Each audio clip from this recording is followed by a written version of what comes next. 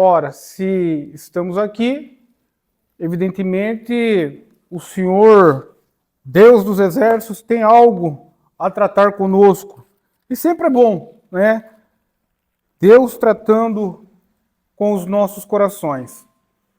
Diante disso, eu quero que os amados irmãos abram a Escritura juntamente comigo lá em 1 Reis, capítulo 17.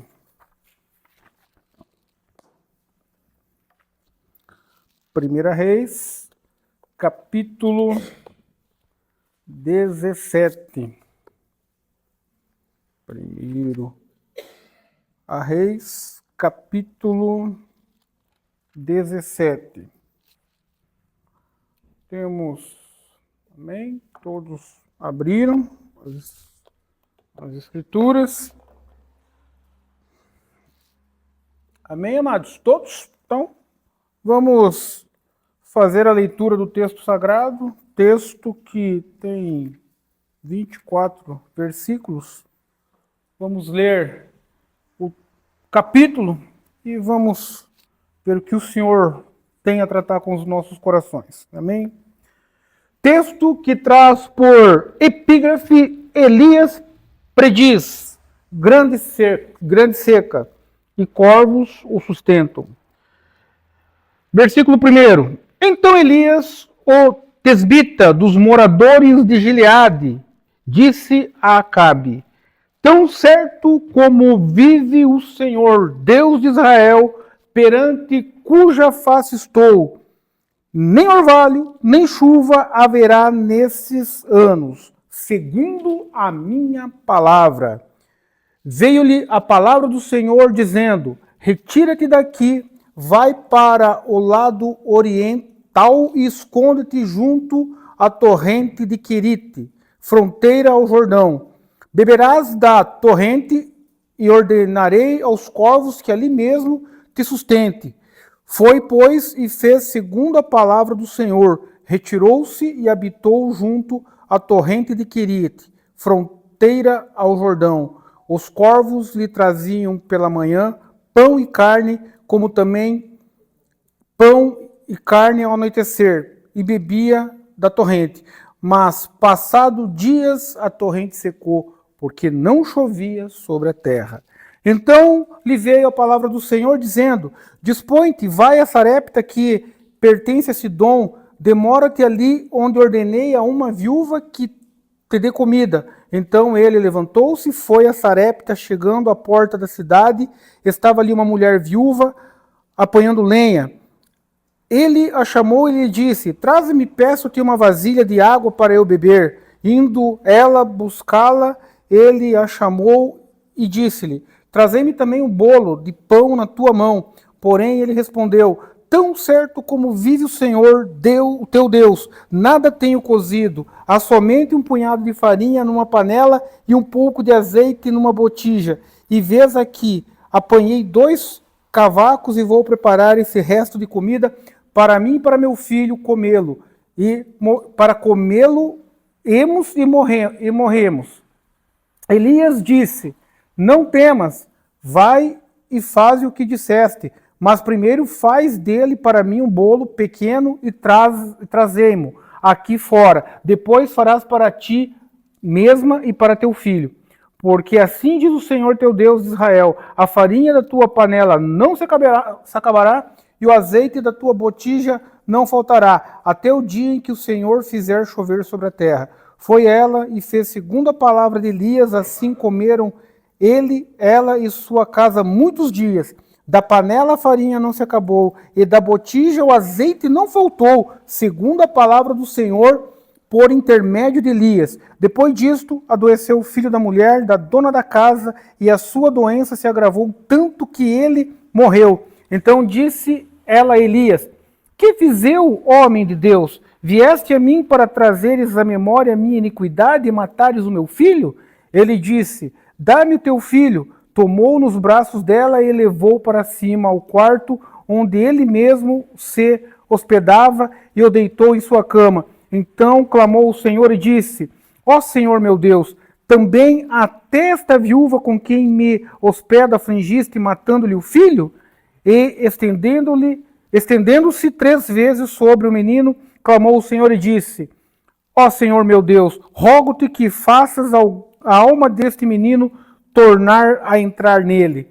O Senhor atendeu a voz de Elias, e a alma do menino tornou a entrar nele, e reviveu. Elias tomou o menino e trouxe do quarto à casa, e deu à sua mãe, e disse-lhe: Vê teu filho, vive. Então a mulher disse a Elias: Nisto conheço agora que tu és homem de Deus e que a palavra do Senhor na tua boca é verdade. Amém? Glória a Deus. Texto bem interessante, esse texto de 1 Reis, capítulo 17. Amados irmãos, para mim, eu olho para esse texto, eu vejo que é um dos textos mais ricos do Antigo Testamento, porque ele vai nos apresentar o profeta Elias surgindo como que do nada, num tempo de decadência em Israel espiritual, num tempo de decadência moral, em meio ao reinado do rei Acabe, aonde, segundo a Escritura, foi um dos piores reis de Israel, né? E juntamente com ele, a sua esposa Jezabel, que o texto, a história, nos mostra que ela introduziu oficialmente dentro de Israel o culto a Baal. Então, nesse momento, o Estado de Israel, né, o Israel, estava o que? Um caos completo. Um caos moral, um caos espiritual, um caos que ninguém mais entendia o que se estava acontecendo. Acabe, ele era o rei do reino do norte, nesse momento, como eu acabei de falar. Isso se dá aproximadamente século 9 a.C. E Acabe, como eu acabei de falar, foi considerado um dos piores reis de Israel. Agora, o que acontece aqui, irmãos? O que acontece aqui? Além de Acabe, ele ser considerado um dos piores reis de Israel, a sua digníssima esposa, né,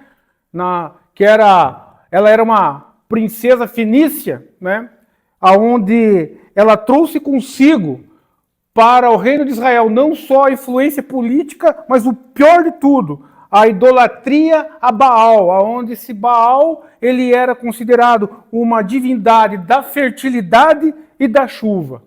Interessante e, ironicamente, Baal, considerado Deus da chuva e da fertilidade, essa divindade, Deus Todo-Poderoso, o Deus de Israel, o Deus vivo, ele vai trabalhar exatamente no ponto aonde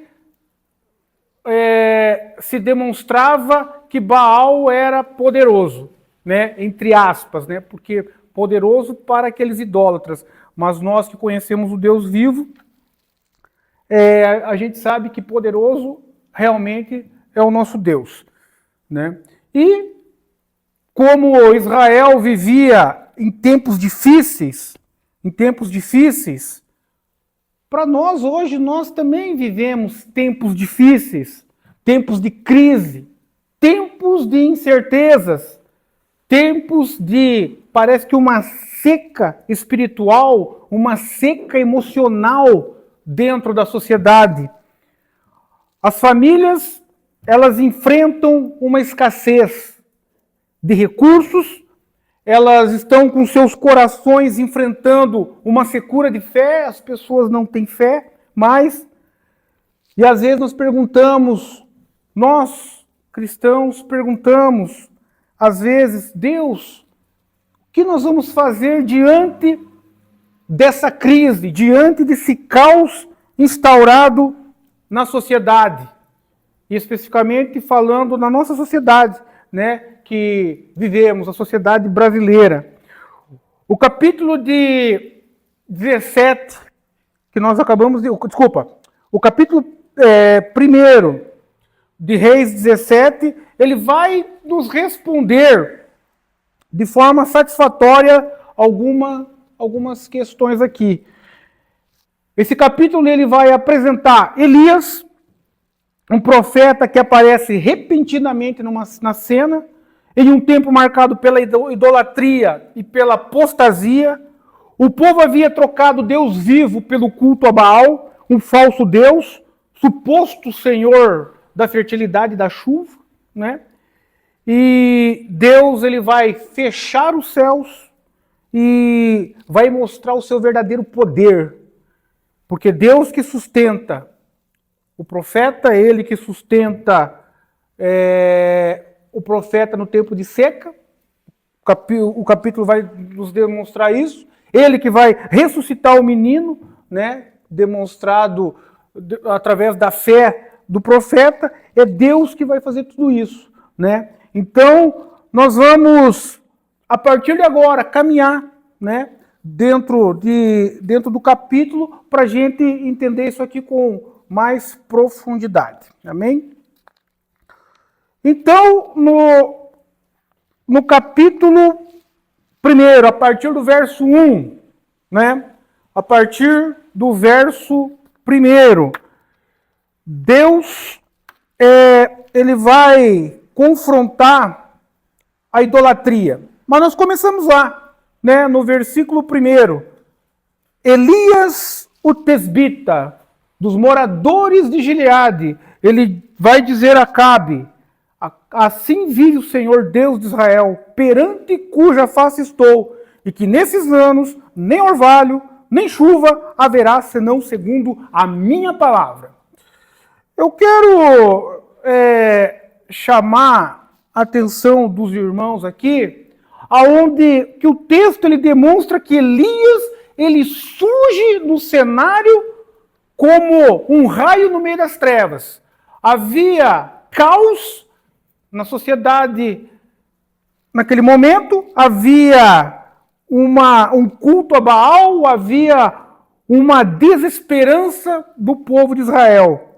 E esse profeta, o Elias, ele vai surgir em meio a esse caos, em meio a essas trevas, como um raio do Senhor, para confrontar tudo aquilo que estava acontecendo ali em Israel. E ele surge sem genealogia, sem título, apenas um homem de fé que vai se apresentar diante do rei Acabe. O rei Acabe, um rei ímpio, que todos tinham medo dele, ele fazia o que queria e o que não queria, e ninguém podia fazer nada, né? E era assim que a banda tocava naquele momento em Israel. E enquanto todos ali estavam acreditando naquele culto a Baal, que Baal iria dar a chuva e não sei o quê, olha só o que Elias faz. Elias, ele vai dizer, olha só, o que ele vai dizer? Lá no versículo 1, não haverá chuva, não haverá orvalho, não haverá nada. Porque o povo estava se encurvando diante de Baal, estava se curvando diante daquelas atrocidades que o rei e que Jezabel estavam fazendo. E o povo se inclinou de um jeito sem questionar nada. Ah, é para adorar esse pedaço de madeira aí? Então vamos adorar. Ah, é para fazer isso? Vamos fazer. Então, o povo esqueceu da lei de Deus, o povo esqueceu daquilo que era para eles fazer. Se encurvaram diante de demônios. Era isso que estava acontecendo naquele momento. Agora, nós, aqui, hoje, quantas vezes nós olhamos para a nossa sociedade nesse caos? Poucas vozes proféticas têm se levantado. Poucas vozes têm se levantado em meio a uma geração que nós vivemos idólatra. Idólatra de todas as formas. Hoje, a nossa sociedade ela está o caos. A idolatria é de... O cara adora um celular a um cara que está lá no YouTube, na televisão e por aí vai. A idolatria hoje, ela está presente de uma forma assombrosa. Poucos se levantam para mostrar, para dizer, para apontar que essa idolatria, ela está errada. Os deuses da vida moderna, o dinheiro, poder, prazeres, são esses deuses que as pessoas têm se dobrado. Mas nós, enquanto igreja do Senhor, enquanto filhos de Deus, nós temos que demonstrar: vive o Senhor dos exércitos, cuja presença eu estou. Amém? É assim que nós temos que nos portar, para mostrar, para demonstrar para essa geração que está aí, que Deus vive e que nós servimos um Deus vivo. Amém? Então, o versículo 1 é isso aí. O profeta, ele vem do nada como luz e confronta. Confronta o pecado, confronta a idolatria, confronta tudo aquilo que estava errado em Israel. Do versículo 2 a seguir, do 2 ao 16, nós vamos ter um texto agora, do 2 ao 16, aonde a palavra de Deus, ela vem ao profeta e diz para o profeta: retira-te daqui, vai, retira-te daqui e vai junto, me perdoem, vai junto a torrente de Quiriate, do rio Jordão, tá certo? Então o que acontece? Fronteira, não Rio Jordão, fronteira com o Jordão, né? O que acontece? Deus está mandando o profeta, ó, vai. Por que Deus está mandando ele ir para lá? Porque Deus sabia que algo iria acontecer. Primeiro, ele falou que não ia chover, né? O Elias falou que não ia chover. Vem cá, deixa eu fazer uma pergunta para vocês, irmãos. Olha só que interessante isso aqui, ó. Elias falou que não ia chover. Foi Elias que falou que não ia chover ou foi Deus que falou? Elias, né? Elias disse, ó. Elias disse, né? Não haverá orvalho e nem chuva, segundo as minhas palavras. Segundo as minhas palavras. Aí, o que me chama a atenção isso aqui, puxa vida, nós temos o Espírito do Senhor Deus em nós, nas nossas vidas. Isso aqui que eu estou falando aqui serve para mim, eu sou o primeiro a ser ministrado, porque a palavra ela ministra no meu coração primeiro. O Espírito do Senhor está nas nossas vidas. E às vezes nós temos medo de abrir nossa boca para dizer uma palavra no temor do Senhor, não determinar nada, porque a gente não determina nada para Deus. Não é isso que eu estou falando aqui, ninguém determina nada, Deus é soberano, mas o Espírito de Deus está em nós, assim como o Espírito de Deus estava em Elias. E aí ele falou que não ia chover, porque o Espírito de Deus estava na vida dele, e ele tinha tanta comunhão com o Senhor, que aquela palavra que saiu da boca dele foi o próprio Espírito que pôs na boca dele, foi o próprio Deus que pôs na boca dele. Agora, a pergunta que eu tenho: quais são as palavras que o Senhor tem posto nas nossas bocas para que aconteça? Aí que está. Para que a palavra venha na nossa boca, a gente fale e aconteça, a gente tem que ter comunhão com o Senhor. E como que nós buscamos comunhão com o Senhor? Orando, buscando a presença de Deus, né? E aqui eu não estou fazendo crítica a ninguém, porque cada um sabe de si, cada um sabe da sua vida, cada um sabe da maneira que caminha com o Senhor, da maneira que busca Deus. Eu estou aqui como instrumento do Senhor para fazer o quê? Para dizer para os irmãos, fortalecer os irmãos na busca do Senhor, em mais oração, em mais súplica, buscar a presença do Senhor, mais temor, para que a gente fale uma palavra da boca de Deus e algo sobrenatural aconteça. Para a glória do Senhor, não para nós, porque importa que nós diminuamos e que o Senhor cresça. Amém? Então, queridos, continuando aqui, e Deus dá ordem para ele, você vai beber do rio, você vai beber lá da água do rio, certo? Você vai beber água do rio e você vai comer lá, porque os corvos, eu vou dar ordem para os corvos levar alimento para você lá. Então, Deus primeiro mandou ele se esconder, enquanto a terra estava seca, mandou ele beber a água do ribeiro e foi alimentado pelos corvos que traziam pão e carne para ele. Certo? A ideia é essa aqui. Agora, esse texto que vai do 2 ao 6, que Deus vai dar sustento a ele lá no Quiriate, gente, corvo come carniça.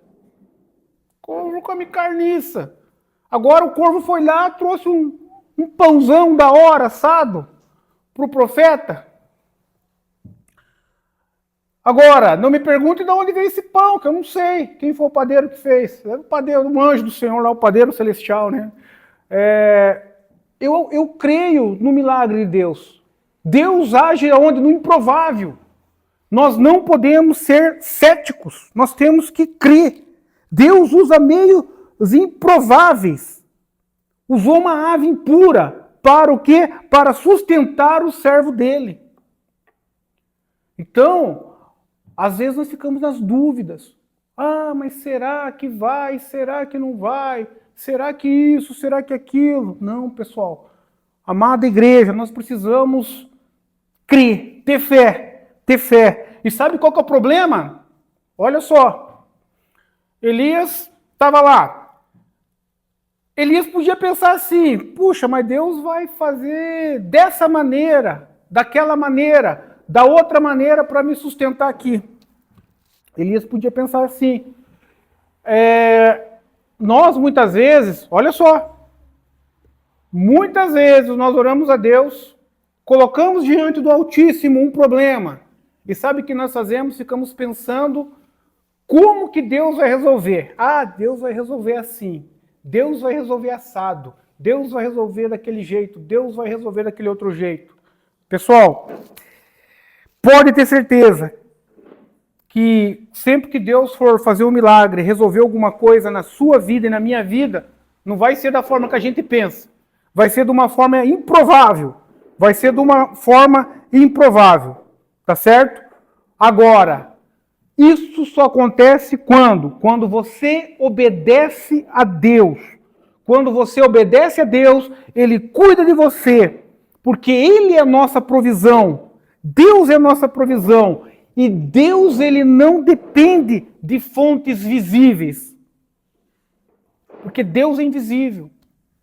Então, se você viver no temor de Deus, se você viver na obediência de Deus, Ele vai cuidar de você. Ele vai cuidar de você. Mandou Elias para o Queriate beber água. Os corvos traziam alimento para ele, ele cuidou dele até onde Deus determinou. Vem cá, você acha que Deus não vai cuidar de você? Qual que é a tua necessidade? Qual que é a tua necessidade? Qual que é a tua necessidade? Olha o que eu estou falando aqui, ó. Estou falando aqui, ó. Necessidade. Eu não estou falando, eu quero algo para o meu deleite. Não estou falando isso. Eu estou falando aqui, ó, a tua necessidade. Não sei qual que é a tua necessidade, irmãos. Não sei. Não sei qual que é a tua necessidade. Mas eu tenho uma palavra para dizer para você nessa noite. A tua necessidade, o Eterno vai suprir. A tua necessidade, o Eterno vai suprir. Eu falo assim, ó, sem medo de errar, no temor e tremor do Senhor, a tua necessidade o Senhor vai suprir. Porque está escrito, Ele supre as nossas necessidades. Fica tranquilo, meu irmão. Fica tranquila, minha irmã. A tua necessidade Ele vai suprir. Eu não sei qual é. Eu não sei qual é a tua necessidade nessa noite. Se é emocional, se é física, se é financeira, eu não sei qual que é a tua necessidade, mas Ele vai suprir. Ele vai suprir. Em nome do Senhor Jesus, amém? Ele vai suprir. Falo isso no temor do Senhor, amém? Creia, irmão. Seguindo, versículos 7 ao 9. Mas passados dias a torrente secou, porque não chovia sobre a terra. Então lhe veio a palavra do Senhor dizendo: dispõe-te, vai a Sarepta, que pertence a Sidom, demora-te ali onde ordenarei uma mulher para que te dê comida. Então, do 7 ao 9, mesmo Elias, ele vai sentir efeitos da seca, evidente. Por quê? Pô, ele é humano, é homem. O ribeiro secou. Acabou a água. A gente aí, pô, ficou aí 1, 2 horinhas sem água, já dá uma agonia, né? Agora você imagine, seca pura, né? Secou o ribeiro, ele sentiu os efeitos da seca. Por quê? Porque o profeta ele não está imune às crises. Por isso que secou o ribeiro. O ribeiro secou, ele não está imune às crises, sentiu a dificuldade, a necessidade. Todos nós aqui, irmãos, eu sou servo do Deus vivo, não vai me acontecer nada. Irmãos, você pode bater carro, você pode ficar doente, você pode acontecer qualquer coisa com você. Nós não somos imunes. Elias estava ali, o rio secou, ele passou a passar sede e necessidade, tá certo? Ele sentiu a crise, ele sentiu aquele momento, mas tem um detalhe, quando uma porta vai se fechar, Deus vai abrir outra. Por quê? Porque Deus ele sempre vai o quê? Suprir as nossas necessidades, certo? Aí o Senhor vai fazer o quê? Vai enviar para Sarepta. Ele vai enviar o profeta lá para Sarepta. Terra, aí que tá, Sarepta, né? Sabe terra de quem que era? Terra da Jezabel. E lá uma viúva vai sustentar ele. Agora, olha só o mistério.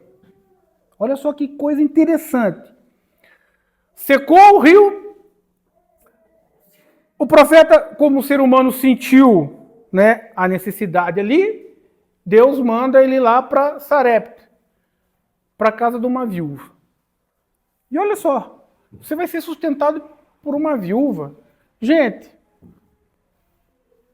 historicamente, naquele tempo, uma mulher viúva não tinha vida fácil. Passava necessidades, passava dificuldades. Hoje já é assim, muitas situações, você imagine lá, naquela época. E a mulher, ela tinha mal que ela comer, né? Mas Deus mandou Elias lá, certo? Então, interessante, Deus, ele sempre vai abrir uma porta. Deus, sempre que uma fonte nossa seca, uma situação acontece, irmãos, Deus, ele vai fazer de uma forma que nós não esperamos um milagre e vai trazer outros recursos. Sempre vai ser assim. Deus sempre vai trazer outros recursos. Agora, repito, porque pedagogicamente, quando você repete as coisas, a gente grava, né? A gente sempre grava com a repetição. Você precisa estar em obediência a Deus. Obediência a Deus. Se você estiver em obediência a Deus, irmãos, eu não estou falando aqui de ser perfeito. Se eu fosse perfeito, pode ter certeza que eu não estava aqui. Tinha acontecido que nem Enoque. Ia subir numa carruagem de fogo para o céu, mas não, né? Eu estou aqui, ó, um miserável homem, pecador, falho, limitado. Mas a gente tenta viver o máximo possível no temor e tremor. Porque nós não somos perfeitos, nós somos eleitos do Senhor. Então, obedecer a Deus é isso, é tentar, com a graça do Senhor Deus, pedindo a Deus que nos ajude dia após dia, para que nós possamos viver em santidade. Beleza? Amém? Então, do versículo 10 ao 16, vai acontecer o quê? O milagre da farinha, o milagre da farinha. Certo? Então, a partir do versículo 10, ali, escrito está: então ele se levantou e se foi a Sarepta, chegando à porta da cidade, e estava ali uma mulher viúva, apanhando lenha. Ele a chamou e lhe disse: traza-me, peça-me uma vasilha de água para que eu beba. Indo ela buscá-la, ele chamou e disse: traz-me também um bolo, um bocado de pão. Porém ela respondeu: tão certo como vive o Senhor teu Deus, nada tenho cozido, há somente um punhado de farinha numa panela e um pouco de azeite numa botija. E vês aqui que apanhei 2 cavacos e vou preparar esse resto de comida. Então, essa parte, esses versículos que nós estamos adentrando aqui, que vai do versículo 10 ao 16, e lá no 13, Elias vai dizer: não temas, vai, faze o que disseste, mas primeiro faze dele para mim um bolo pequeno e traze-me aqui fora, e depois farás para ti mesma e para teu filho. Porque assim diz o Senhor teu Deus: a farinha da tua panela não se acabará, e o azeite da tua botija não faltará, até o dia que o Senhor fizer chover sobre a terra. Interessante que Elias ele vai encontrar essa viúva preparando, sabe o quê? A última refeição dela. Era isso que ela ia fazer. A viúva ela ia preparar a última refeição dela. E acabou. Game over. Ela, última refeição, vou comer, infelizmente eu vou morrer com meu filho e paciência. Mas o profeta foi lá. E Deus pede um passo de fé. Porque, faz primeiro para mim. O profeta não falou: faz para você, depois não. Faz primeiro para mim. Ela obedece e o milagre acontece. A farinha e o azeite não se acabaram durante toda a seca. Então, o profeta, quando ele chega na casa da viúva, evidentemente que era uma casa simples, ela ia preparar a última refeição e acabou. Né? E muitas vezes, irmãos, nós estamos naquele momento que é game over mesmo para nós. É no casamento, é no trabalho, é na nossa vida ministerial, em todos os ramos da nossa vida. Nós queremos, acabou, não tem mais solução, não tem mais condição.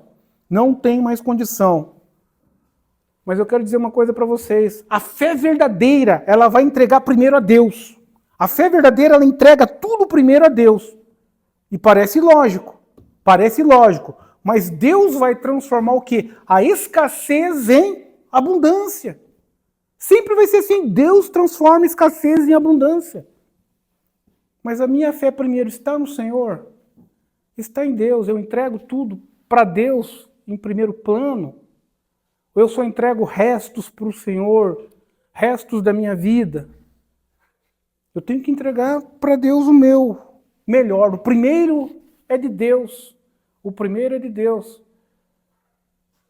Lá em casa, a gente tem um hábito com a minha esposa que, antes da gente fazer qualquer coisa, ver qualquer coisa, primeiro a gente tem que ver uma pregação, tem que orar, antes de fazer qualquer coisa durante o dia.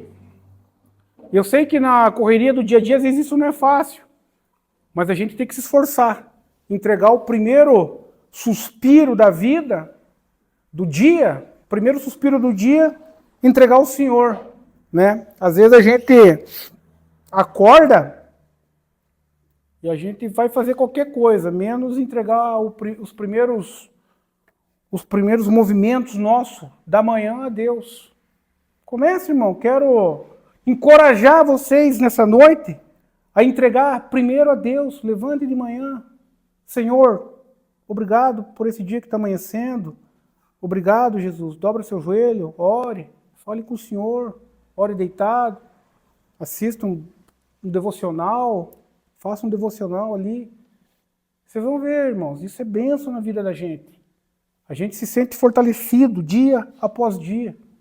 Dia após dia a gente vai se sentindo fortalecido. E isso vai nos aproximando do Senhor. E a gente vai crendo que milagres acontecem. Milagres acontecem. Eu, certa feita, estava em São Paulo, com meu tio morando lá, e eu estava desempregado. E eu tinha um óculos, e infelizmente, eu pisei em cima daquele óculos, ele bagunçou.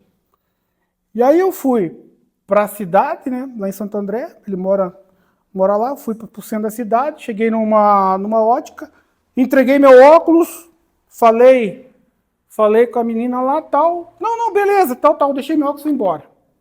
Passou uns 3 dias, a menina chegou, ligou lá na casa do meu tio, você é o Cristian, teu óculos está pronto. Cheguei e fui lá. Só que quando eu cheguei lá, para pegar esse óculos, o que acontece? Me perdoe. Fui para pegar o óculos. Aí, só que aí eu tô andando na cidade, falei, não vou lá porque eu tô sem dinheiro, né? Tá desempregado, tô sem dinheiro, não tem como eu pegar o óculos. Peguei e falei assim, não vou pegar o óculos. Só que o Espírito do Senhor falou no meu coração para mim pegar o óculos. Olha só, Deus falou fortemente no meu coração, dentro de mim, para eu pegar o óculos. Sabe o que eu fiz, gente? Eu fiz o seguinte, já sei, vai ter um dinheiro lá na minha conta lá, e eu vou lá, tiro o dinheiro e pego, porque a minha conta estava 0,000, ano de 2003, mais ou menos. Fui lá, passei o cartão, sabe quanto tinha na minha conta? Nada. 0. Gente, eu cheguei, saí do banco, era Caixa Econômica, sentei na escada, assim, em Santo André. Falei, Deus, me perdoa, Jesus, porque o Senhor mandou eu ir lá pegar o óculos, o Senhor não mandou eu vir no banco. Olha só, a gente tem que estar atento quando Deus fala no nosso coração. O Senhor falou para mim pegar o meu óculos, não falou para mim pegar e ir no banco. Aí eu peguei e falei, me perdoe, Jesus. Aí eu fui na obediência. Aí eu tenho que obedecer a Deus, né? Aí eu fui na obediência. Cheguei lá na ótica lá. Era uma outra mulher que estava lá. Aí a menina estava lá. Aí ela olhou para mim assim, viu? Vem cá, você tem o papelzinho? Falei, não, moço, não tenho. Ela, então não vai dar para você pegar. Bem assim. Eu olhei para ela, falei assim, sério? Ela falou, tá sem o papelzinho. Olha o que eu falei com Deus. Eu olhando para ela e falando com o Todo-Poderoso. Falei, Deus, o Senhor mandou eu vir aqui. E eu não vim aqui para passar vergonha. A menina virou as costas para mim assim, ó. Eu falei assim para ela assim, eu preciso que você me dê o papel aí, para a hora que eu voltar, eu pegar esse óculos aí. Aí ela chegou e falou assim para mim assim, virou, quer saber de uma coisa, moço? Pega, leva teu óculos. Peguei meu óculos e amém, Deus abençoe. Mas Deus tinha mandado eu ir lá, porque, gente, o problema nosso é que a gente quer se fiar, sabe aonde? No bolso. Tudo a gente quer se enfiar no bolso. Só que Deus faz milagre que a gente não precisa ter dinheiro. E era uma cidade onde todo mundo é estranho, não conhecia ninguém, e Deus faz coisas poderosas. Porque Deus faz milagre. E eu tenho muitas coisas para falar, mas eu quero voltar para o texto. Mas por que eu estou falando esse testemunho aqui? Para mostrar para vocês, irmãos, que Deus ele opera milagres. Basta a gente andar em obediência. Anda em obediência com o Senhor. Anda no temor do Senhor. Deixa Deus trabalhar. Deus vai fazer o milagre. Deus vai fazer o milagre na sua vida. Porque Deus, Ele trabalha. Ele faz a escassez virar abundância. Deus é assim. Amém? Então, fé, a nossa fé, primeiro entregue tudo a Deus. Do versículo 17 ao 24, para nós fecharmos, do 17 ao 18, vai acontecer o quê? A crise da morte. A crise da morte. Essa criança ela vai adoecer. Essa criança ela vai adoecer. E essa doença vai se agravar.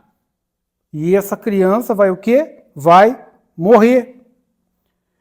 Então o filho da viúva, ele adoece e morre.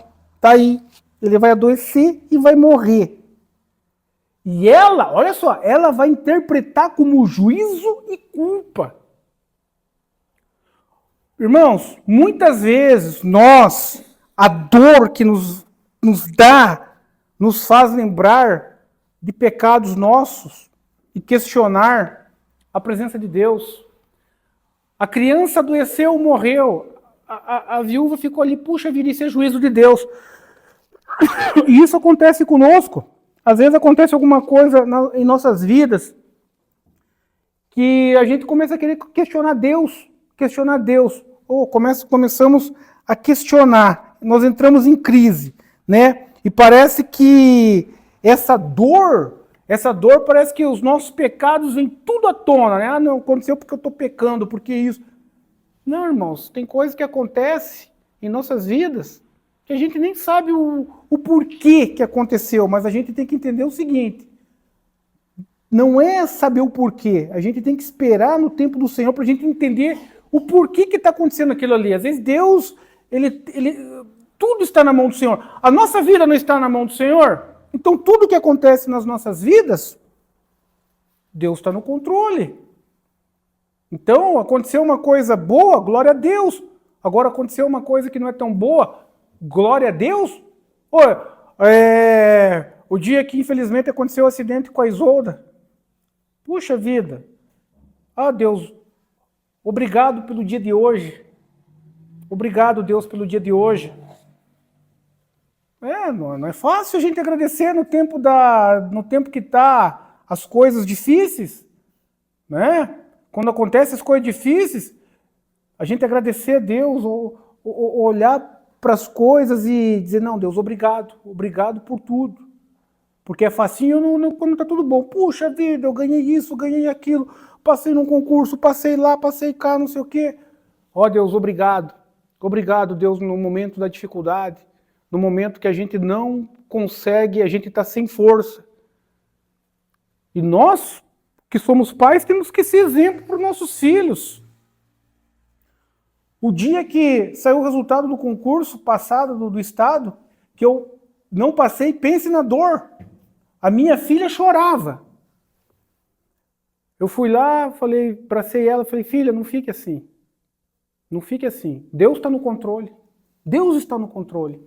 Vamos agradecer a Deus, porque Deus está no controle. Então tudo, Deus está no controle. E a gente agradecer e ser exemplo para os nossos filhos na hora que o troço não está bom, é que não é fácil. Quando está tudo mil maravilhas, glória a Deus, aleluia, e não sei o quê, show de bola, só glória, glória, glória e amém. Mas a hora que a coisa está difícil, irmãos, na hora que a coisa está, o teu filho olha para você assim, você tem que chegar para ele e dizer assim, ó, vamos agradecer a Deus. Vamos agradecer a Deus porque aconteceu isso. Não porque aconteceu isso. Vamos agradecer a Deus porque essa situação vai nos ajudar em algum momento. Deus está trabalhando, Deus quer fazer com que essa situação nos ensine algo. Não é fácil, irmãos. Mas é isso que nós temos que fazer enquanto pais. Enquanto pais, nós somos exemplos para os nossos filhos. E essa mulher aí, ela questionou, né? Ela questionou e interpretou como juízo e culpa. Nem tudo isso, nem tudo que acontece na nossa vida é juízo, irmãos. Tem coisa que pode até ser, porque tudo que o homem plantar, isso ele ceifará. E cada um aqui sabe o que planta, né?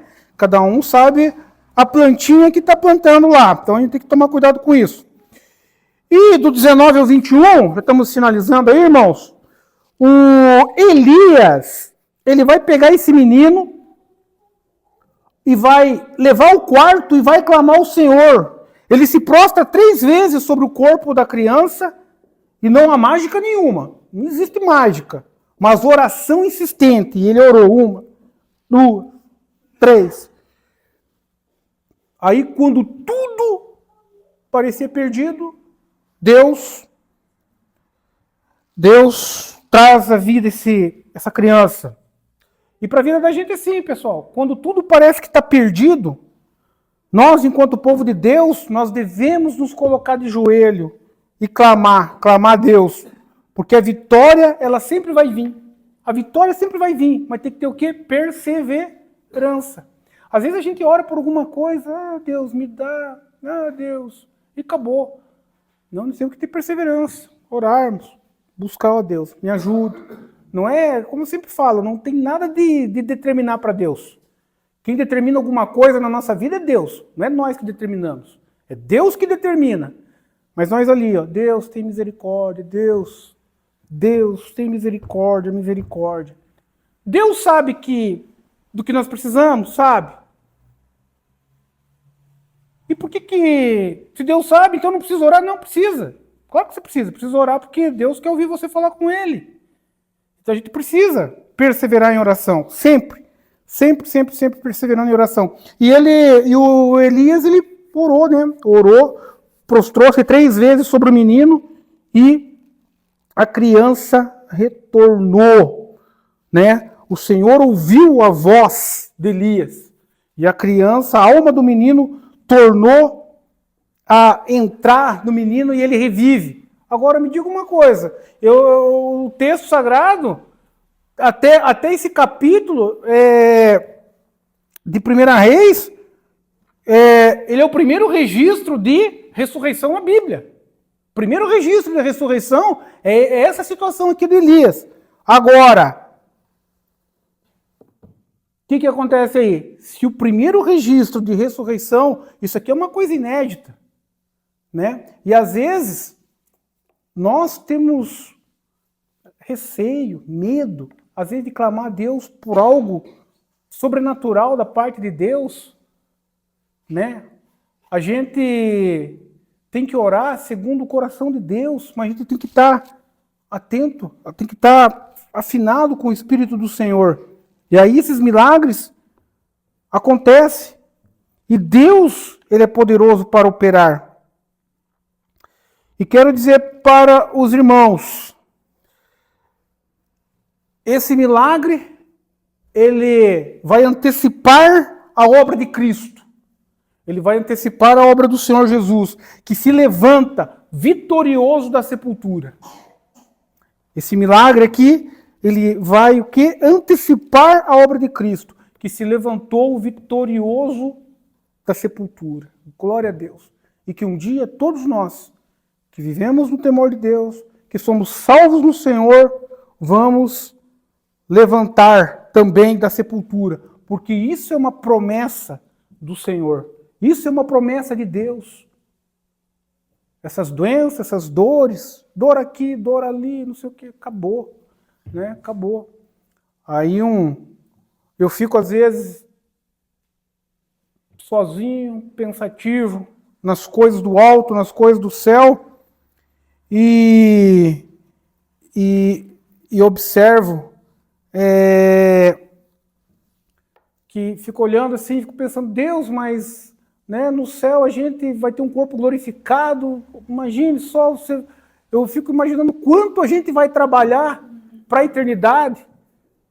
Tem gente que pensa que céu é para ir lá ficar tocando harpa ou a eternidade e não fazer mais nada. Não, ou dormindo. Não, eu não vejo, sinceridade, eu vejo que a eternidade nós vamos trabalhar e muito.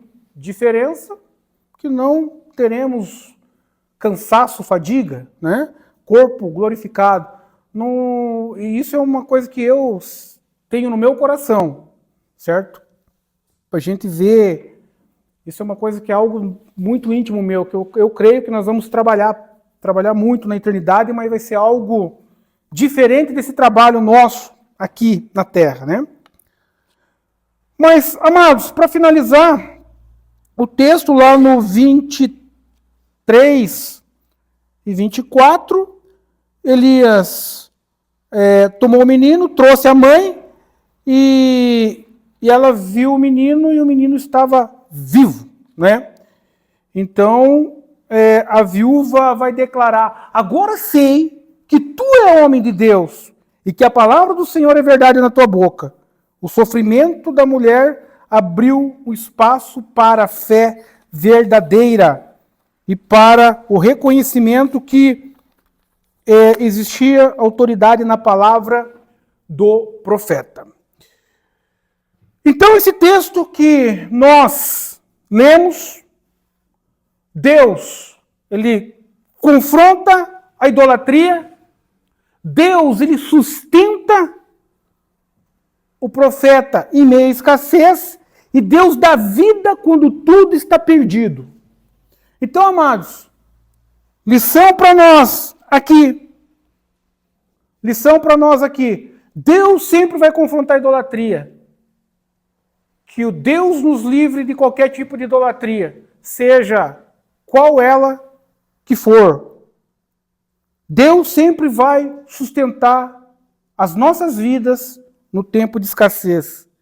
E Deus dá vida quando tudo parece perdido. Quando as coisas na sua vida parecem perdidas, fique em paz, porque Deus vai dar vida.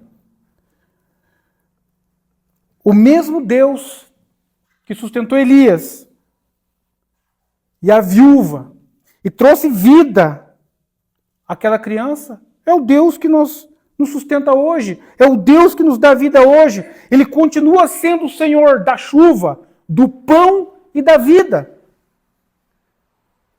Quero dizer para os amados irmãos nessa noite que se o teu ribeiro secou, se a farinha da tua panela parece que está se acabando, se a morte está batendo a sua porta, lembre-se de uma coisa: o Senhor vive e reina. E Deus nos chama para confiar nele totalmente. Talvez nessa noite você esteja numa escassez espiritual, talvez você esteja com a tua alma abatida, mas o Senhor quer confrontar todos os ídolos do seu coração para que isso mude. Talvez a gente esteja nessa noite sentado olhando para o nosso ribeiro que está seco. O ribeiro da nossa vida está seco. Mas Ele quer nos sustentar com a nossa fé e com provisão sobrenatural. E certeza, irmãos, que talvez aquilo que hoje na tua vida esteja parecendo morto, o Senhor nessa noite, Ele sopra vida novamente. Ele sopra a vida novamente, porque em Cristo nós temos ressurreição e vida. Portanto, confie em Deus, confie em Cristo, porque a tua vida, Deus é que cuida. Amém? Curve sua cabeça e vamos orar. Pai das luzes, nessa noite, Pai, mediante a tua palavra exposta, Senhor, que o Senhor visite a cada irmão que aqui está, Deus, o coração de cada um, e aonde há uma desesperança, uma seca espiritual, meu Deus, que o Senhor opere no coração do teu filho e que o Senhor sopre sobre a vida dele e que jorre na alma dele, Pai, águas vivas que vêm direto do Senhor, Pai, direto da tua vida, Jesus, na vida do seu filho.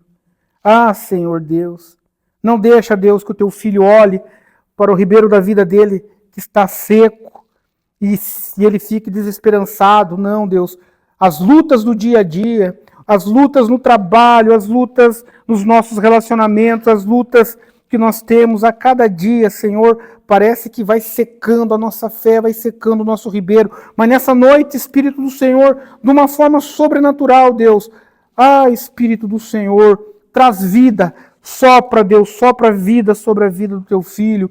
Sopra, Deus, vida. Sopra, Deus, em nome de Jesus, faz transbordar, Senhor, a vida do seu filho, porque tu és um Deus eterno. E é no Senhor que nós confiamos e esperamos. Pai, que nessa noite cada um de nós possamos sair daqui fortalecidos no Senhor. Assim nós oramos no nome santo, forte e poderoso de Jesus. Amém.